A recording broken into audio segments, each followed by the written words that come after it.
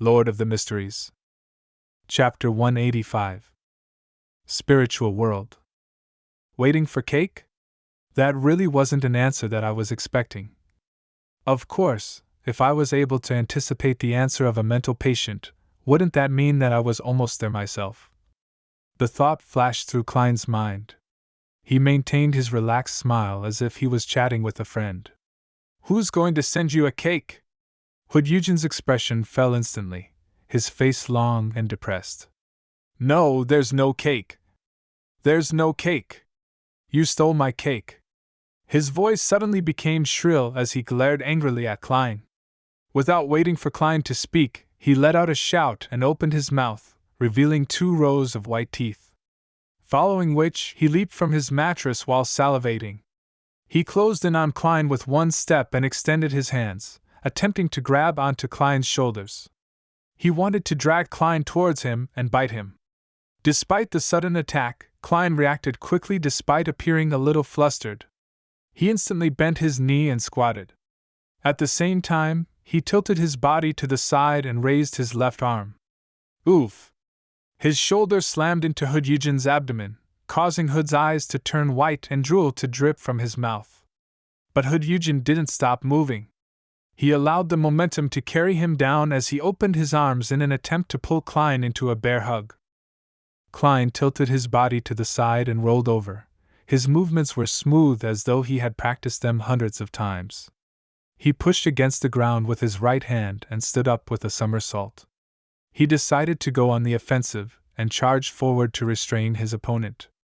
But at that moment, Hood Eugen only stood there blankly, his eyes losing focus, becoming vacant and lost. Klein froze for a moment.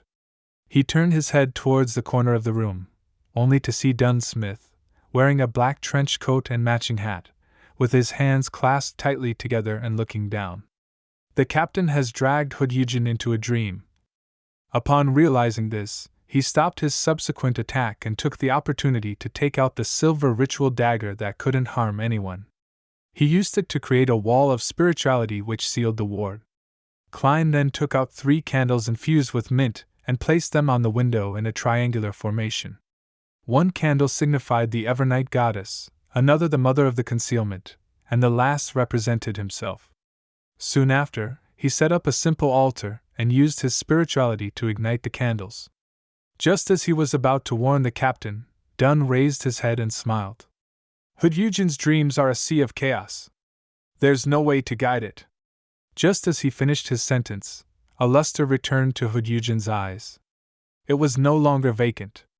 Then, the insane psychiatrist moved his waist, letting out a comfortable yawn. Klein was momentarily at a loss, so he remained quiet. He picked up a metal bottle containing the amantha extract. He dripped the transparent liquid extracted from the night vanilla, slumber flower, and chamomile into the flames of the candle representing himself, allowing the serene aroma to spread around the room.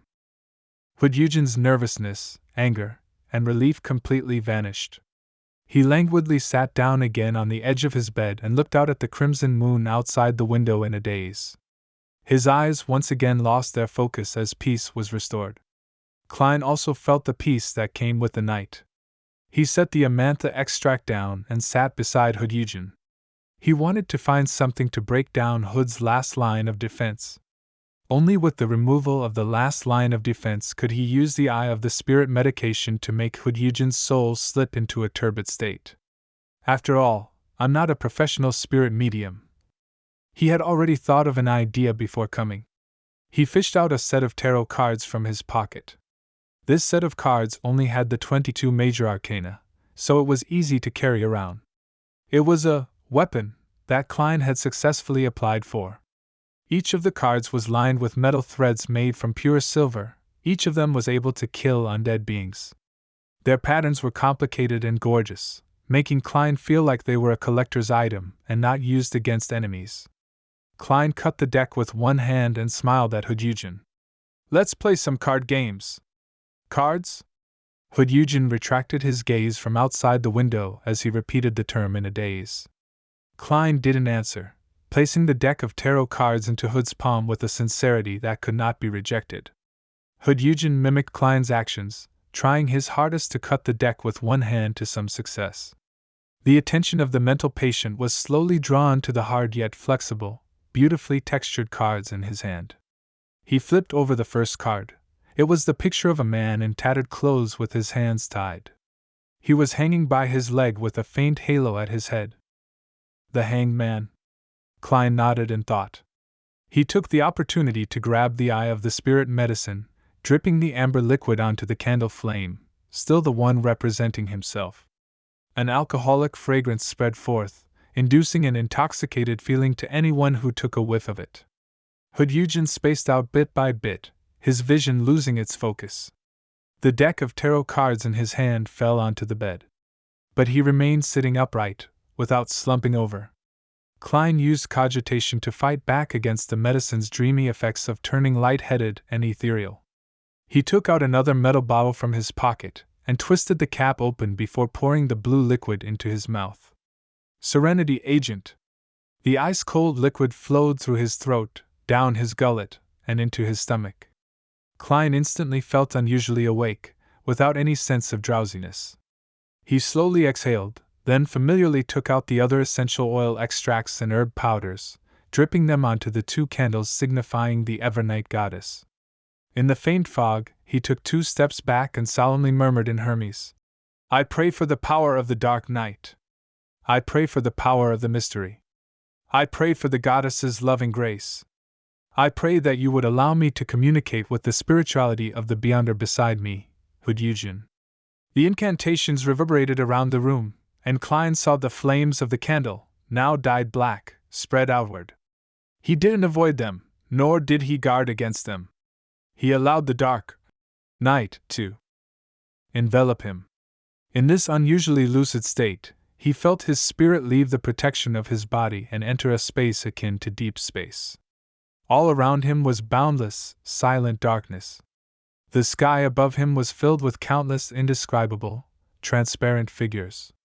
There were also streaks of different colors, lustrous splendors that harbored infinite knowledge. The spiritual world. Klein was no longer a stranger to this. Just as he had this thought, a foggy world appeared before him. It was a world enveloped by a faint tornado of light. Klein knew that it represented Eugen's spirit that represented his body of heart and mind. Thus, he leaned over, digging into the wall that was the tornado. In an instant, he saw countless specks of light pelting him.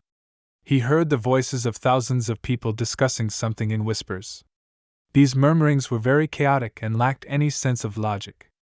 Some included praises for the elegance of some lady, then it turned into a description of the feeling of relief after using the toilet.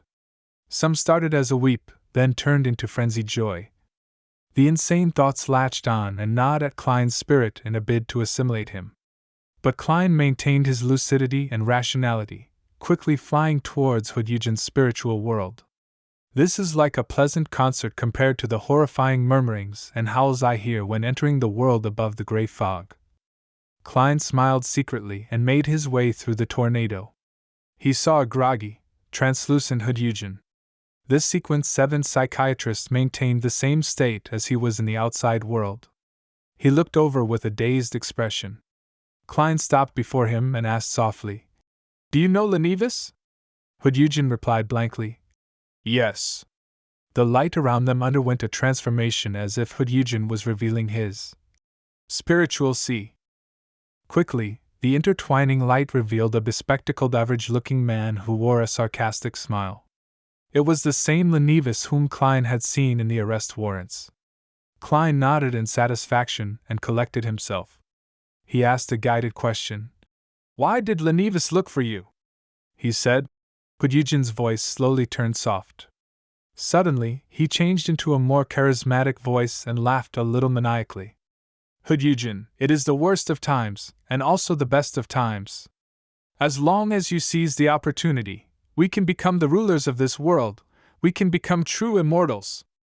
As long as you're willing to help, I'll not only tell you the way to master your potion and avoid losing control, I'll also promise that you'll receive godhood qualities in the future, immortal godhood qualities.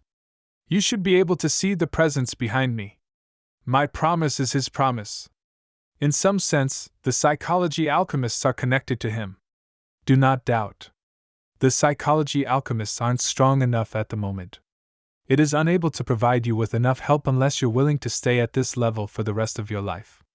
The method to grasp your potion without losing control. Why does this sound like how I entice others with it? Acting method. Lenivus sure has lofty ambitions. He's only a sequence 8, yet he's already talking about manipulating godhood qualities. Just what hidden presence is backing him? This guy seems to be plotting something, which isn't solely just to cheat people out of their money. Or could running scams just be his hobby? Klein had many thoughts as he listened on. When Hood Eugen stopped talking, he quickly pressed on. What kind of assistance did Lenivus want you to provide? Hood Eugen didn't answer immediately. His spiritual world turned silent. He then broke out into laughter. He replied erratically, "Help. Help. Help. Ha ha ha, I provided help. I provided help. I may." His words came to an abrupt halt as his blurry soul contorted. The light and darkness of the surroundings which represented the spiritual sea quickly turned incorporeal, forming a sinister, scary, dark altar. On top of the altar was a cross. There seemed to be something hanging on the cross, as well as things that appeared indiscernible piled at the bottom. The light and darkness alternated, and as the hanging item was about to become clearer, the entire spiritual world shook, as if it was experiencing a magnitude 10 earthquake. Holy shit! Klein had a premonition that something dangerous was about to happen. Without thinking, he turned and flew towards the chaotic tornado of thoughts in an attempt to escape.